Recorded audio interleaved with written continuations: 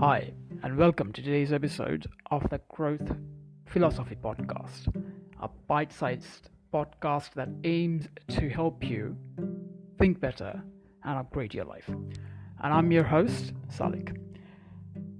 In the last episode, I touched on the current situation around coronavirus. It's still a big thing, if not the biggest thing in the world right now. So I wanted to share a few more thoughts on the matter, specifically on how I believe you can get through this current pandemic. So, 5 recommendations, and here's the first one.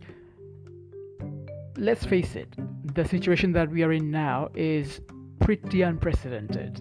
It's the first time for most of us that we have been faced with a pandemic. Things are nuts. There is panic everywhere, and it's okay to feel some fear and anxiety over the current situation. It's very normal. So if you're feeling some fear and anxiety over it, don't worry. It is a very, very normal reaction. It doesn't make you any less stronger just because you feel some anxiety or worry over the matter. So it is completely fine to feel the fear. What is not fine, however, is to get inundated and swept over by that fear. So feeling some fear over the current state of uncertainty is okay. But then you have to understand that getting swept over by it is only going to do you more harm than good. If you lose your head over the current state of panic, if you start panicking like most people are doing, it really limits your ability to do the best you can for yourself and for the people you care about. The important thing to realize in any challenging situation is that you cannot do what you need to do unless you're calm. If you lose your head, you will probably do more harm than good. To do the best for yourself and for those around you, you have to think things through. You have to sit down, assess situations. You have to then create plans to have the best possible outcome. That is impossible to do if you are losing your shit. So, don't panic. Stay calm. Focusing on what you can control instead of all the things that you cannot control is a great way to not lose your head. So try that. There are lots of things that you can focus on. Lots of things that you are still within your control.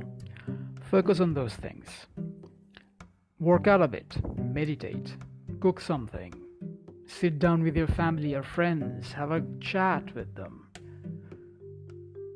Do some work, write, read those books that you have been putting off reading.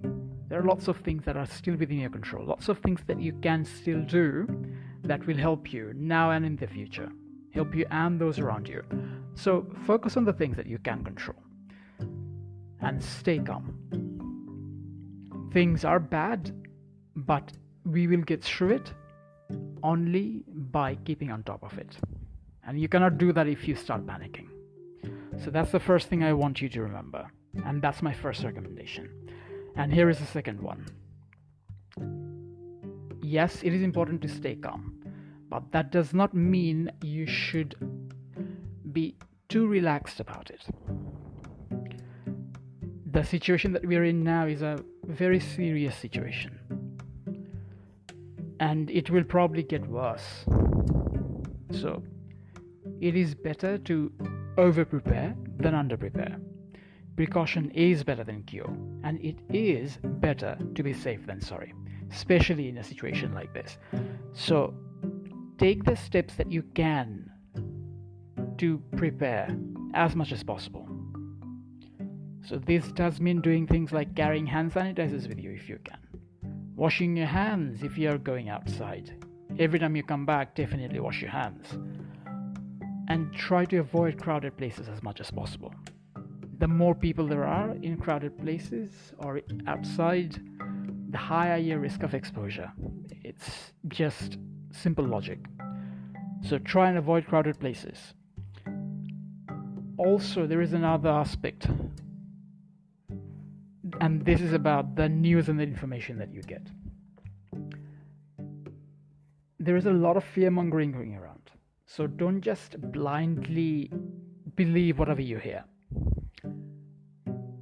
Go through the information that you get, verify if anything seems a bit iffy.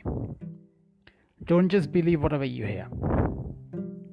It's very important, probably more important now than ever before, to filter out the fake news from the factual stuff.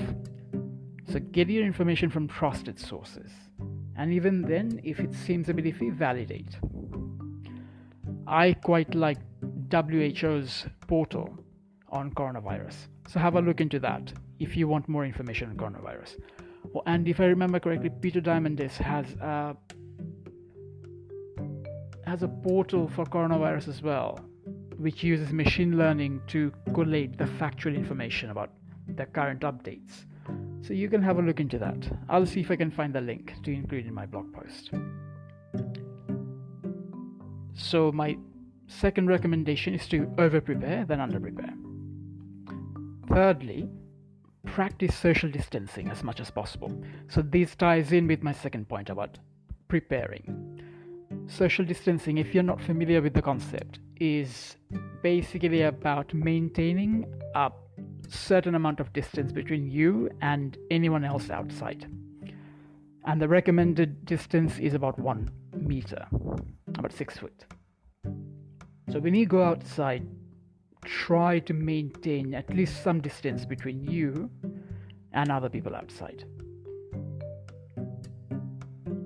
Of course, the best thing to do is not to go outside very much. If you don't need to go outside, don't go outside. Because that way you really cut down on the risk of your exposure. The less you go out, the less risk you have. If you need more information on social distancing or any more tips on how you can practice it, I'll find you a link of an article that I found quite useful on the matter.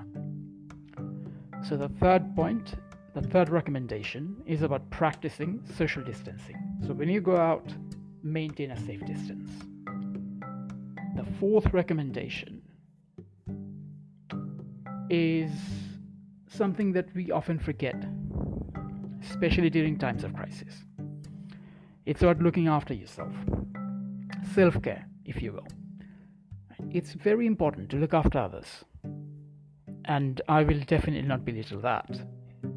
People important to you are very important and they need to be looked after. But you cannot look after anyone if you are not in a good position, if you're not in a good state. And I'm talking about both physically and mentally. If you're not in a good state, if you're not in a strong position both physically and mentally, you can't really look after anyone else. If you're not good to yourself, you can't be any good to anyone else. So it is vitally important that you look after yourself, especially during this time. It's very important that you look after your immune system. The stronger your immune system, the higher the chances that you will actually be immune to this virus, or that even if you do get it, you will be able to fight it off. The weaker your immune system, the higher you basically are at risk of contracting this virus. So strengthen your immune system. Eat well, sleep well, exercise. These things will really help. And meditation, that's also really good for your mental state, but it also improves your immunity. There is actually quite a bit of research on how meditation can improve your immune system. Have a look into that if you're interested. So my fourth recommendation is to look after yourself. Now for my fifth recommendation, it's about practicing compassion. During challenging times, it can be easy to get swept over by your fears and forget about practicing compassion and kindness. I've seen stories about how a lot of coronavirus patients or those who are suspected to have it are being treated in a way that's almost like they've committed some sort of crime. Having a virus is not a crime. Potentially having it is definitely not a crime. So being treated like a criminal just because you might have a virus or because you have the virus is a very inhumane thing to do. At least that's how I feel. So it is really important now that you do not forget about the importance of kindness and compassion. For us to see any sort of crisis through, it's always important to have kindness and compassion. Without those, we as a species will struggle to survive. Cooperation won't happen without kindness and compassion. So if you're thinking about just from a practical standpoint, kindness and compassion is extremely important, but even just from a humanity standpoint, you can't really forget about it. Yes, things are stressful, and things will very likely get more stressful. So remind yourself that it is important to practice kindness and compassion. Try and look around and see if you can help someone. If someone needs any sort of assistance, offer that to them, if you're in a position to do so. I'm not saying go put yourself at risk, but what I am saying is it's not that hard to be kind and compassionate towards others. Even just sending out good thoughts and feelings, that's not a bad thing.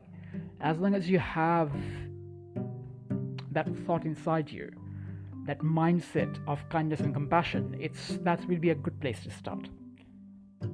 So try and practice kindness and compassion as much as possible. And have that in mind. So yeah, things are challenging, and things will very likely get more challenging. But we will get through this. Only because things get challenging does not mean you forget the important stuff. So these 5 recommendations will hopefully help you remember some of those important things, and also give you some pointers on what you can do to get through this current challenging situation and this whole coronavirus pandemic. We can get through this, and we will. It's not a matter of if, but rather when. It's just a matter of time. So look after yourself.